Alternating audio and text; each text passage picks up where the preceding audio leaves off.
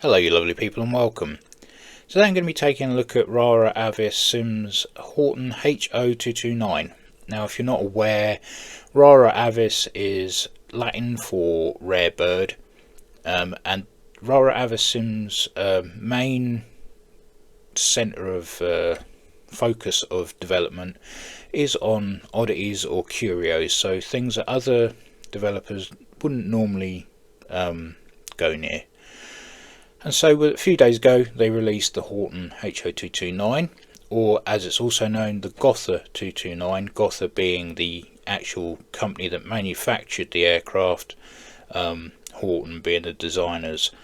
So there were two versions of the Horten under the Horten Ho229. There was the version 1, which was an engineless test glider. Then there was a version 2, which actually flew, was the first prototype, and did its thing. And then there was version 3, which Gotha took and made tweaks to, like moving the engine nacelles forward, and just making it more of a stable aircraft. And I'm not sure if this is the version 2 or the version 3. I'm guessing this is the version 3, but they've gone with the Horten name. I can't really tell because there's no manual with it, no backstory, no any details like that. I can't find one, and I can't find one on any of the places that you can buy this from. I got this from the Indie Builds, but there was no options for a manual or anything, so everything that I've learnt on the aircraft I've either had to do through actually going through the checklist, which there isn't much of, I will show you when we get in, or just messing around inside the cockpit, getting things going, and obviously looking at a bit of the history of the aircraft as well. So let's have a look at the liveries. So we have 1, 2, 3, 4, 5, 6, 7, 8, 9, 10, 11, 12, 13, 14, 15, 16, 17, 18 liveries here. We've got the wood, which is the current state of play of the one at Wright-Patterson, I believe, the one that they are restoring. And you've got the Smithsonian, which maybe that's the one they.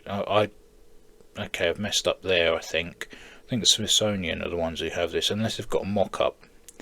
Then you've got a night fighter, Nakjager. Nakjager 2, and then you've got some custom livery type things. I suppose that's kind of like the Red Baron, the Richthofen symbol there, and you've got your Splinter and various other strange sort of camo types. You've got a Russian livery there, a US livery there, Royal Air Force test livery, which is when we did actually capture Luftwaffe aircraft. These are the colours they would have flown in, with a yellow circle and P inside, and also we have a Japanese version which is here.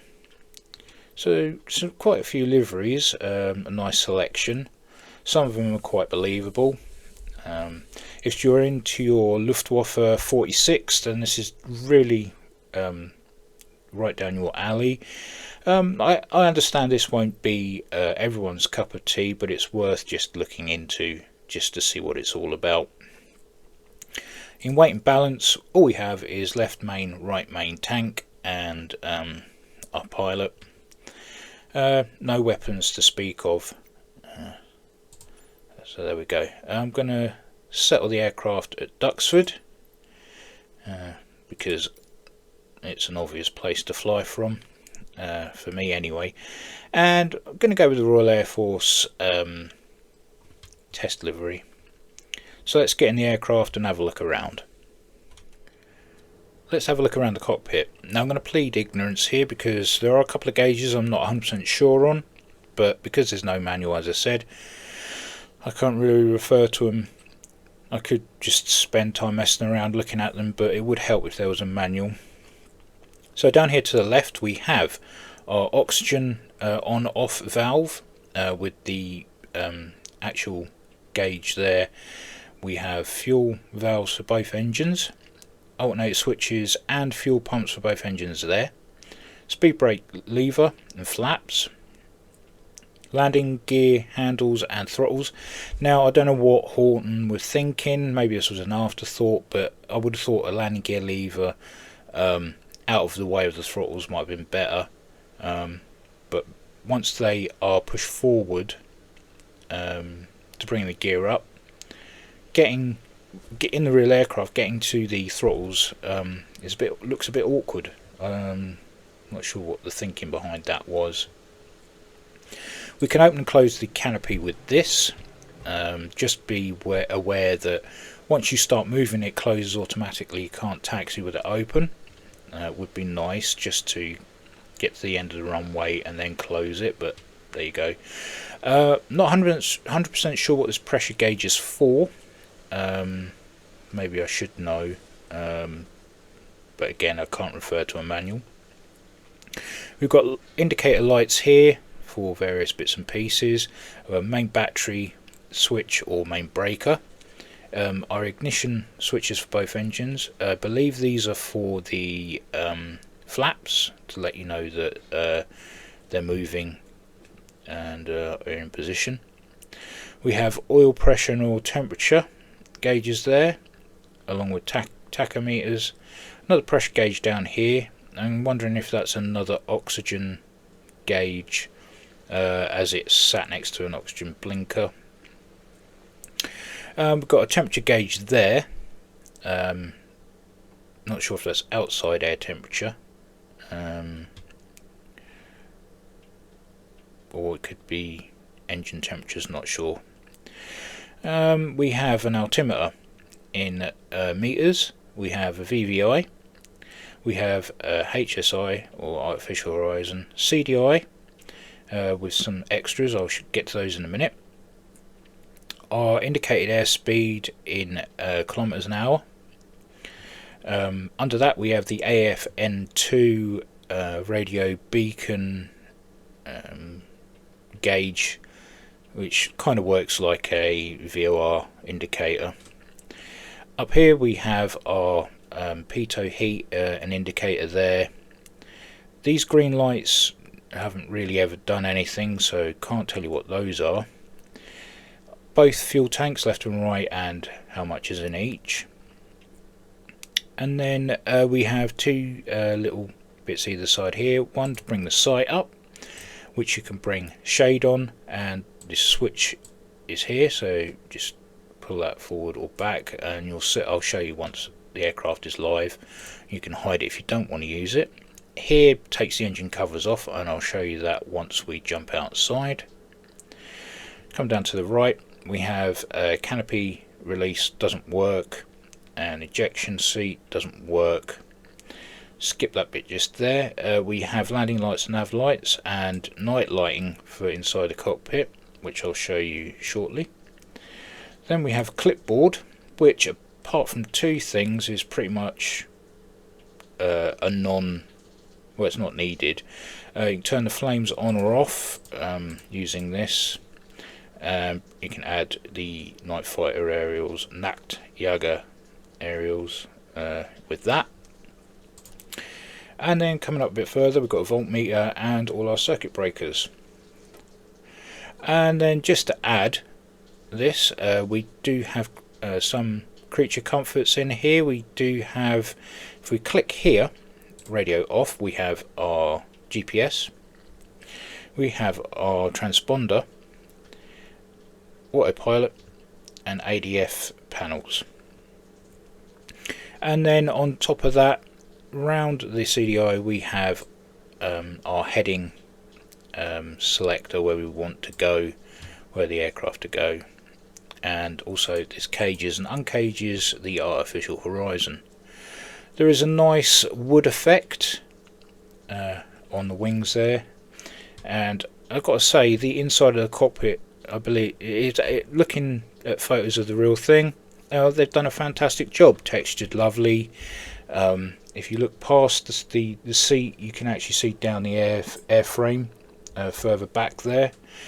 If we look out on the wings, if they're working, our little air brake rudder type controls there, and also obviously everything's cable and pulley, so it all works without the battery on. So let's switch off that for now. You can click and hide the stick there, so you can see the gauges a bit better. And also you can display and hide the pilot by clicking the seat belt. So there's that. So let's have a look around the outside of the aircraft. So looking around the aircraft, as you can see, we've got our big guns here, or cannons. The only armament the aircraft had, the big gold penny farthing front wheel there, which is absolutely ridiculous, but I suppose to get a good angle of attack to get off the ground, that was a necessity. You can see we've got chocks on. When the parking brake is on, chocks will be on, and also access ladder will be there as well. Pitot probe, we've got a nice big aerial under the aircraft itself, just here. Big old front wheel well there, absolutely huge. And then obviously we've got our engines here. Now starting the engines is a bit strange in this, as you actually have to do it from the outside. This bullet casing actually houses the Rydal starter. It's a 10 horsepower 2-stroke engine, and each bullet housing has a little pulley on it, like starting a lawnmower.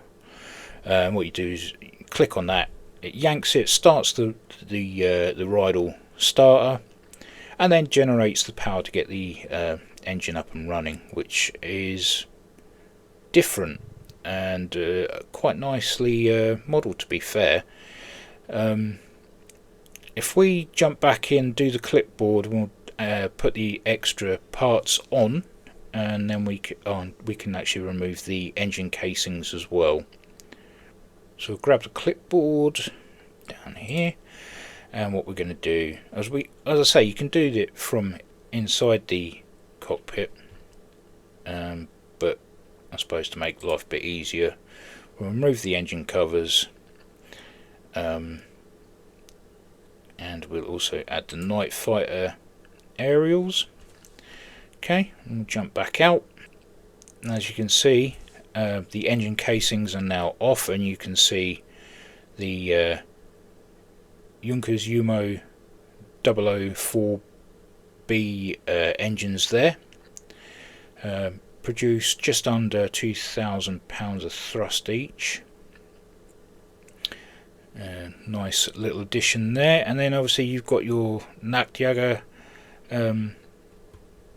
aerials there that you would normally find on a ME110 or some predicted ME262 night fighter 2-seat variants.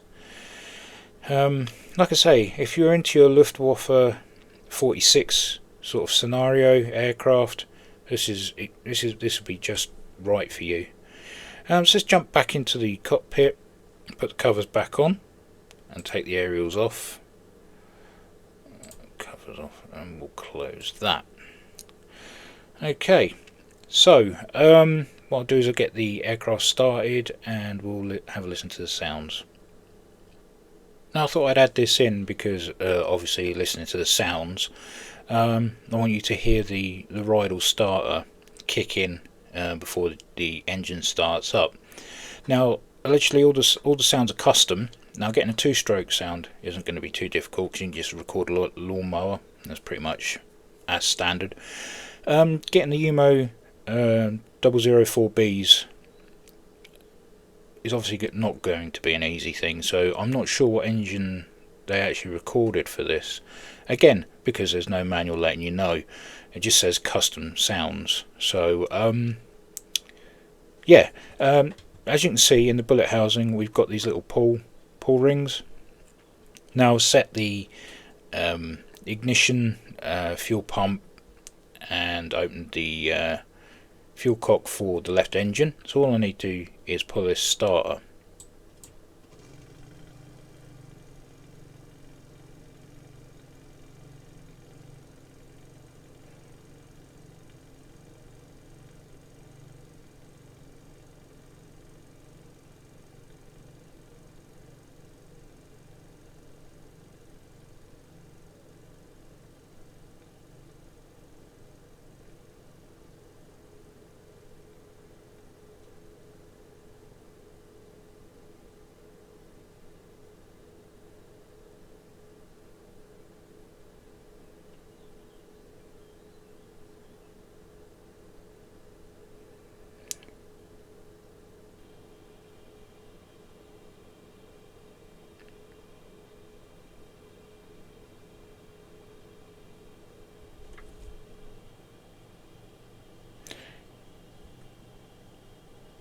Access ladder has disappeared, so here comes the engine start.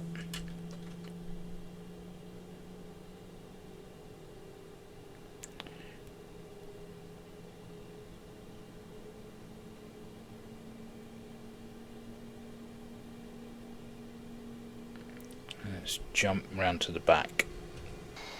Okay, it takes a little while for the engine to actually get going, obviously because it's an old school axial engine, so it's not going to be instant, but there you go.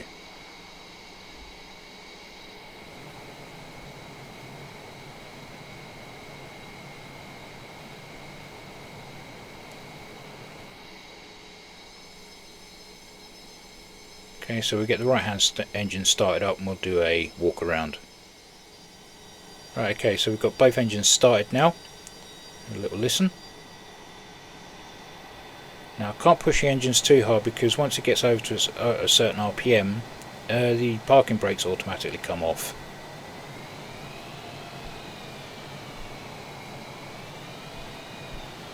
Now I don't want it running away from me. So let's have a look at the flaps. 1, 2, 3, 4 stages of flap. And if we look at the air brake, okay, and we have one on either side of the main fuselage section, and we've got two parts that come down from the body itself. Okay, so we'll close that up.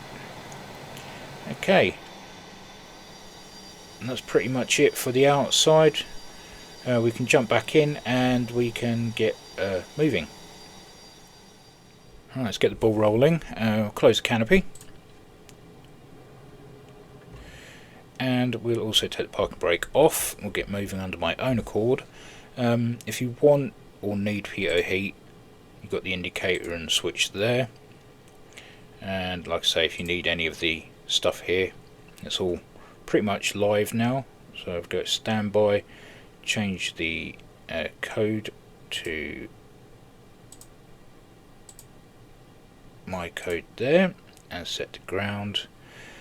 We have our autopilot there, ADF, and our GPS.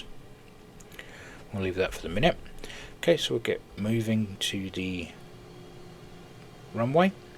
Now you only need a little bit of power, because after this thing gets over a certain RPM, it shoots off like a racehorse, which I think maybe just a tad overpowered, because I believe these engines took a while to spool up and to actually generate a decent amount of power to get off the ground, whereas this, you can get off the ground and probably get this thing off the deck of a ship. That is my only gripe with it. It's vastly overpowered, and it's a pain to land because figures out there say that the landing speed for the 229 was around about 130 knots. You really have to straddle a fine line between going too fast or not fast enough. You end up stalling it. So the power band on the aircraft I think needs a little bit of work doing to it, just to make it a little bit more manageable. The way this thing lifts off is rather strange. You end up being a wheelbarrow. The back end lifts up before the front.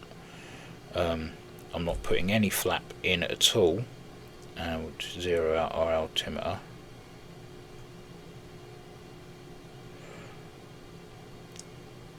Okay, and it's nice to see that it's got 2 pressure settings on there for whichever one you like to use. Okay, let's go. Everything's all good. Right, so I've got my brakes on. I'll show you how ridiculously powerful these engines are, because they really are. Okay, 3, 2, 1. Okay, and I'm only using a quarter of the throttle, and the back end's up already, so I guess we can lift up. Okay, brakes on, stop wheel spinning, gear up. Now you'll think that you're nose diving in this when you're flying level, because of the way the pilot is situated. As you can see, I'm not even using full throttle here, and we're over 400 kilometers an hour already. So we'll bring the speed back, and we'll keep it level. Now, to me, that is really uncomfortable. It looks like I'm heading towards the ground, but because of the way the aircraft sits, if we jump outside, you can see we have a downward slope on the front part of the canopy, so it is flying as you would expect. Jump back in. Okay, so if we open taps up all the way, I mean, this thing apparently had a top speed of around about 900 kilometers an hour. I think that's around about 600, maybe 600 miles an hour, 500-ish knots. I'm not great at conversions, but yeah, I mean, getting this thing over the top is no hassle whatsoever. I mean, I get that it's a sleek design, it's a flying wing, there's not a lot of drag on it at all, so the characteristics may be right, I don't know. And the only people that really would know aren't around anymore. So we can get this thing to do a roll, no problems. Your control is there, but the faster you get, obviously, the less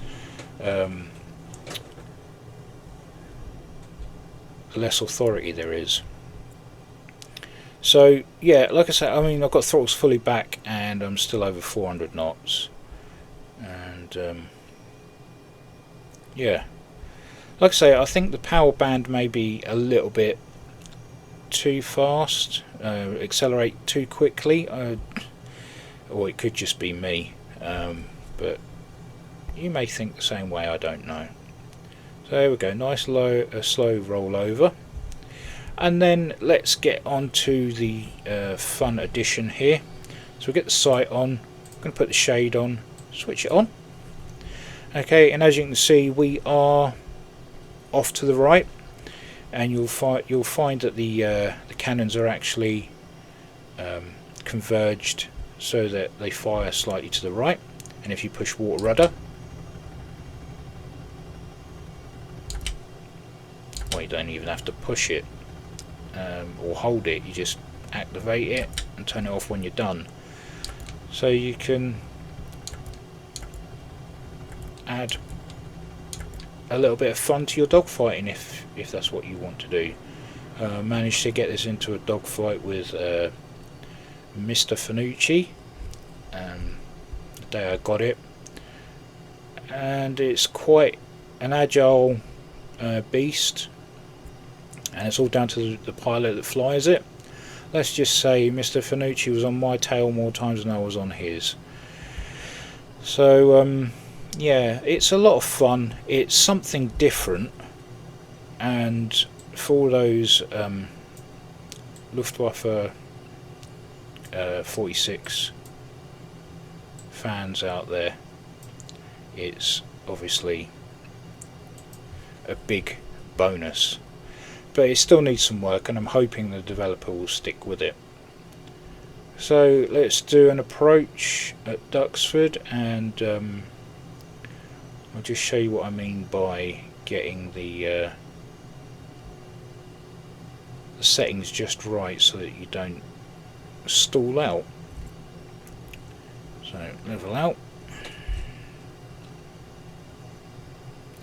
Rudders play a very big part in flying this. As you could probably imagine, there is no tail surfaces, so unless you want a lot of side slip and your nose not pointing in the right direction, rudders are essential. Now I've still got half a tank, about 50% fuel, so I really shouldn't be landing this thing as is, but I'm going to do it anyway. So we'll get the speed down, 200, just below 200 knots. We'll trim out.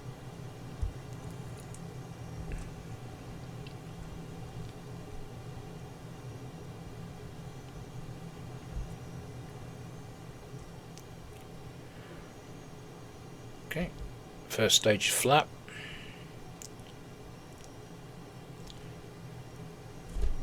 Get the gear down. Second stage of flap, slightly high.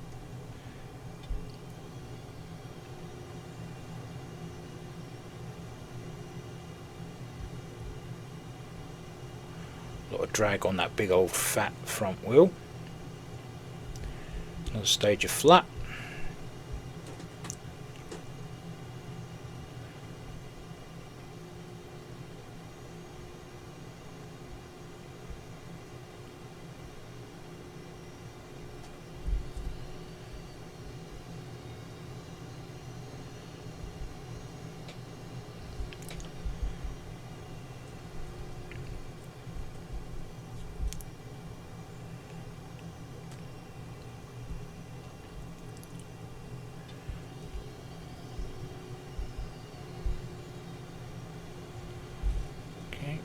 Final approach, so put the final stage of flap down.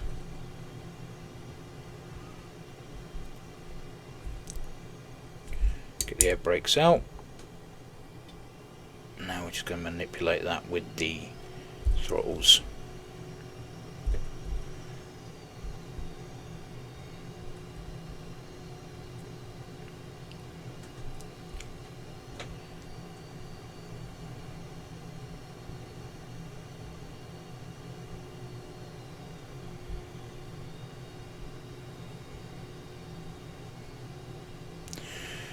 Seeing this thing approach should stop a lot of traffic on the M11, that's for sure.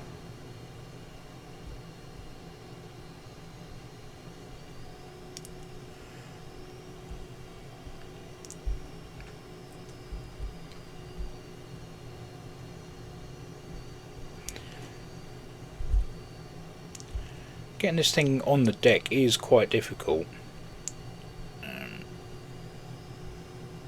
I can't really push too much on the throttle because I'll end up getting back up in the air again. That's the last thing I want. So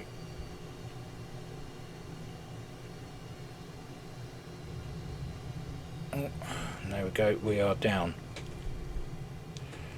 Worst landing ever. Okay, let's retract that.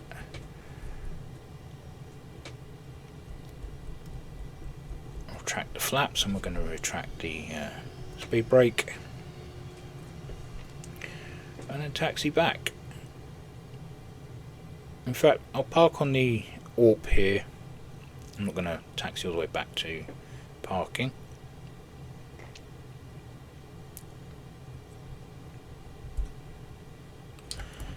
If you don't have water rudder assigned, you can just push this button here as well, and you've got park and brake on the top of the flight stick there as well.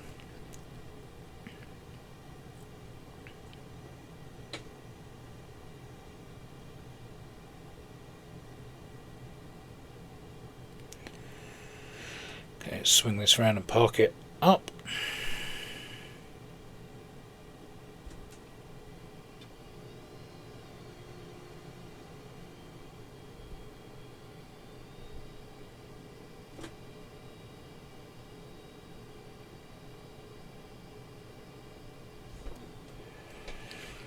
Park and brake on.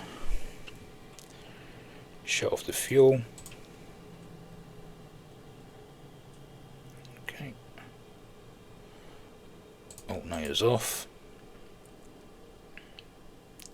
Open the canopy. Okay, and close that. And jump outside.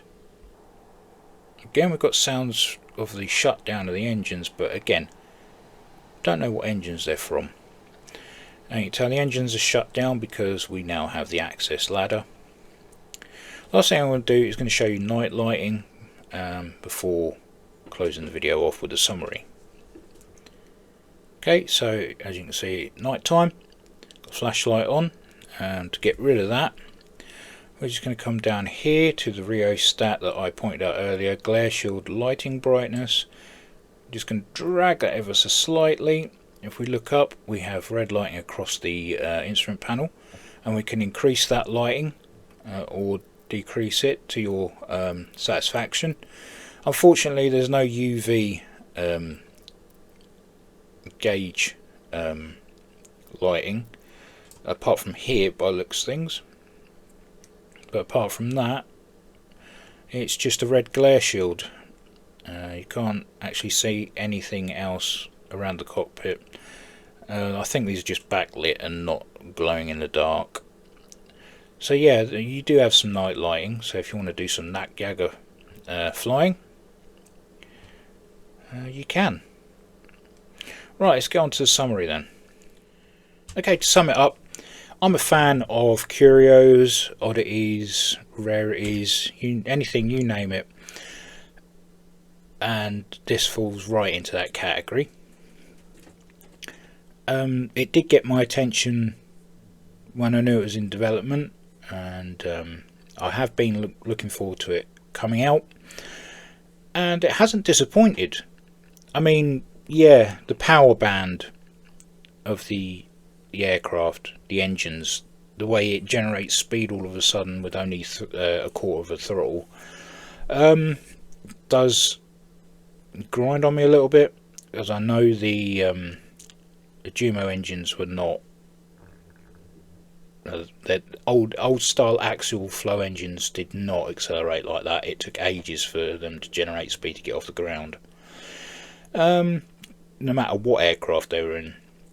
So I mean, whether there's not enough flight data out there for that to be put onto the flight model, I don't know, or if it's just a guesstimate. And I'm pretty sure that's it, to be honest. But that really does need looking into. But then again, I'm just, what do I know? But I do know a fun aircraft when I see it. And like I say, it's not going to be everybody's cup of tea. You get a lot of liveries. Plus, if you're on PC, flightsim.to is having liveries added as we speak, and yeah, it's something different and something you can add to your Warbird collection, and a what if. I mean, this aircraft was built and flown. The prototype flew. The third version was in production before being captured, and that's what the Americans have back over in the States. So it existed. It's not like it's this was a design and somebody just gone in and made it for the sim, for the hell of it. I believe this was a good choice, especially as they are more into their rare aircraft, and I hope they do keep updating it and sort of are on stay on the ball with it, because it could be so much more than it actually is. Just adding little bits here and there. I mean, it doesn't have to be a huge change, but some progress perhaps would be nice, but we'll have to wait and see. A lot of fun, as I can attest to, as a couple of people I know have got it who have thoroughly enjoyed it, and at £19, not a bad price. It's nicely detailed. The cockpit is nicely textured and modelled, fantastically modelled, and the aircraft itself also.